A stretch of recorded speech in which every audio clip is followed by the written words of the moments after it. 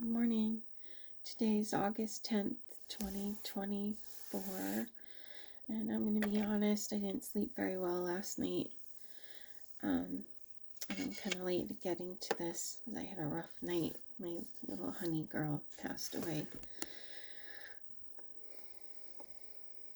Such is life. Okay. We start with a commentary. The Great Deportation.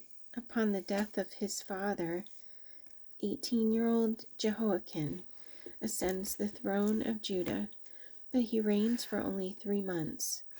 Nebuchadnezzar is not about to allow a second king of Judah to defy him, so he comes to lead the new king away as a captive.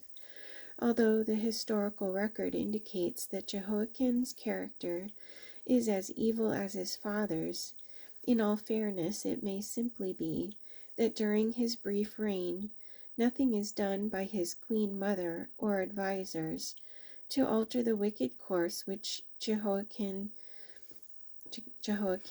had taken.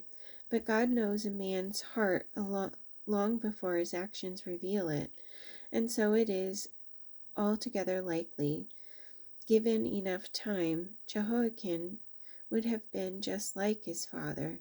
Therefore Jeremiah forewarns Jehoiakim and his mother of their pending fate. Jehoiakim's fate is linked to the fate of thousands of God's people. There have been many deportations already, and more will follow, but this is to be by far the greatest deportation of them all. Significant among the royal and priestly captives is a man by the name Ezekiel, who will soon be called by God to be a prophet among his fellow captives in Babylonia. Okay, we're in 2 Kings 24, 2 Chronicles 36, and it's 597 BC in Jerusalem. And Jehoiakim his son succeeded him as king. Jehoiakim was 18 years old when he became king, and he reigned in Jerusalem 3 months. His mother's name was Nehushta, daughter of Elnathan. She was from Jerusalem. He did evil in the eyes of the Lord, just as his father had done. As surely as I live, declares the Lord, even if you, Jehoiakim, son of Jehoiakim, king of Judah, were a signet ring on my right hand, I would still pull you off. I will hand you over to those who seek your life, those you fear, to Nebuchadnezzar, king of Babylon, and to the Babylonians. I will hurl you and the mother who gave you birth into another country where neither of you was born, and there you both will die. You will never come back to the land you long to return to. Is this man Jehoiakim a despised broken pot, an object no one wants? Why will he and his children be hurled out, cast into a land they do not know? O land, land, land, hear the word of the Lord. This is what the Lord says. Record this man as if childless, a man who will not prosper in his lifetime, for none of his offspring will prosper. None will sit on the throne of David or rule any more in Judah. At that time, the officers of Nebuchadnezzar, king of Babylon, advanced in Jerusalem and laid siege to it, and Nebuchadnezzar himself came up to the city while his officers were besieging it. Jehoiakim, king of Judah, and his mother, his attendants, his nobles, and officials all surrendered to him. In the 8th year of the reign of the king of Babylon, he took Jehoiakim prisoner. In the spring, King Nebuchadnezzar sent for him and brought him to Babylon. As the Lord had declared, Nebuchadnezzar removed all the treasures from the temple of the Lord and from the royal palace, and took away all the gold articles that Solomon, king of Israel, had made for the temple of the Lord. These he carried off to the temple of his God in Babylonia, and put in the treasure house of his God. He carried into exile all Jerusalem, all the officers and fighting men, and all the craftsmen and artisans, a total of 10,000. Only the poorest people of the land were left. Nebuchadnezzar took Jehoiakim captive to Babylon. He also took from Jerusalem to Babylon the king's mother, his wives, his officials, and the leading men of the land. The king of Babylon also deported to Babylon the entire force of 7,000 fighting men, strong and fit for war, and 1,000 craftsmen and artisans. Okay, another commentary, Reign of Zedekiah.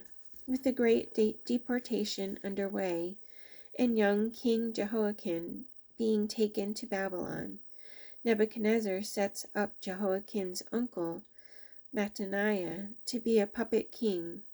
Mattaniah is the third son of former King Josiah. Nebuchadnezzar calls Mattaniah by the name of Zedekiah, and that is how he will be remembered throughout history. Zedekiah's character, like that of his people, is unrighteous. Zedekiah has the dubious distinction of being the king of Judah during its final destruction. The 11 years of his reign will come to a disastrous end with the fall of Jerusalem. Back in 2 Kings 24:17, 2 Chronicles 36:10b, Jeremiah 37:1, and Jeremiah 52:1, and it's 597 BC.